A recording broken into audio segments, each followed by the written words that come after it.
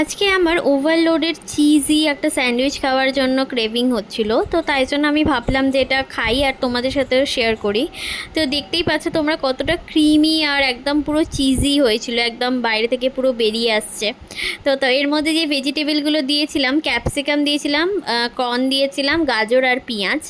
আর এর মধ্যে অ্যাড করেছিলাম বেশি চিজি হওয়ার জন্য এই আমুলের স্লাইস চিজটা, এই মেয়োনিজটা অ্যাড করেছিলাম, আর এই মর্জারেলা চিজটা অ্যাড করেছিলাম। তো প্রথমে ভেজিটেবলগুলোকে নুন দিয়ে কিন্তু আমি সামান্য, একদমই খুবই সামান্য কিন্তু আমি সেদ্ধ করে নিয়েছিলাম। তারপর একটা বাটির মধ্যে ওই সেদ্ধ করে রাখা সবজিগুলোকে দিয়ে তার মধ্যে নুন আর গোলমরিচ গুঁড়ো আর যতটা তোমরা মেয়োনিজ দিতে চাও দিতে পারো। আমি একটু বেশিই দিয়েছিলাম কারণ আমি একটু ক্রিমি বলেছি, আমি চিজি বানাচ্ছিলাম ওভারলোডেড, তাই জন্য। তারপর একদিকে পাউরুটির মধ্যে ভালো করে কিন্তু বাটারটা লাগিয়ে নিয়েছিল মামুনি।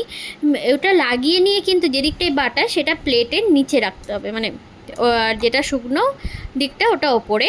তো তারপরে কিন্তু এই যে সবজির যে মেয়োনিজ দিয়ে যেটা তৈরি করা হয়েছিল ওটা কিন্তু ওর মধ্যে লাগিয়ে দিয়েছিল। তার উপরে আর একটা ব্রেড দিয়ে দিয়েছিল, দিয়ে আবার ওই যে সবজির মেয়োনিজ দিয়ে যেটা তৈরি করা হয়েছিল ওটা কিন্তু এর মধ্যে দিয়ে দিচ্ছিল এই মিক্সচারটা। তারপর কিন্তু ব্রেডের মধ্যে আবার ভালো করে মামুনি বাটার লাগিয়ে নিয়েছিল, একটা ব্রেডে বাটার লাগিয়ে একটু সাইড করে রেখে দিয়েছিল।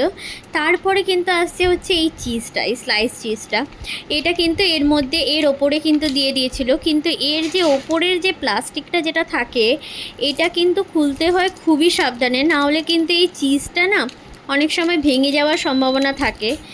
তো দেখতেই পাচ্ছ কত আস্তে আস্তে একদম ধীরে সুস্থে একদম সময় নিয়ে কিন্তু মামুনি এই চিজের প্যাকেটটা খুলে নিচ্ছিল। তো তারপরে ওটা কিন্তু ওর মধ্যে দিয়ে দিয়েছিল প্যাকেটটা খুলে। তো দেওয়ার পরে তারপর কিন্তু ওই যেদিকটায় বাটার লাগানো আছে ওটা কিন্তু ওপরের দিকে থাকবে। তো দিয়ে তারপর এই যে মর্জারেলা চিজটা একদম ভরে ভরে ভরে ভরে কিন্তু দিয়ে দিয়েছিল মামুনি। আর আমি বলেছিলাম এত পরিমাণে চিজের জন্য খেতে ইচ্ছা করছিল, দেখতেই পাচ্ছ কত সুন্দর লাগছে, পুরো চিজি চিজি। তারপর কিন্তু চাটুর মধ্যে বাটার দিয়ে অল্প করে ওটা কিন্তু দিয়ে ঢাকা দিয়ে রেখে দেওয়া হয়েছিল চিজটা মেল্ট হবার জন্য। তো দেখতেই পাচ্ছ কত সুন্দরভাবে চিজটা পুরো মেল্ট হয়ে গেছে। তারপর চিলি ফ্লেক্স আর অরিগ্যানো দিয়ে কিন্তু সার্ভ করলেই রেডি আমাদের ওভারলোডেড।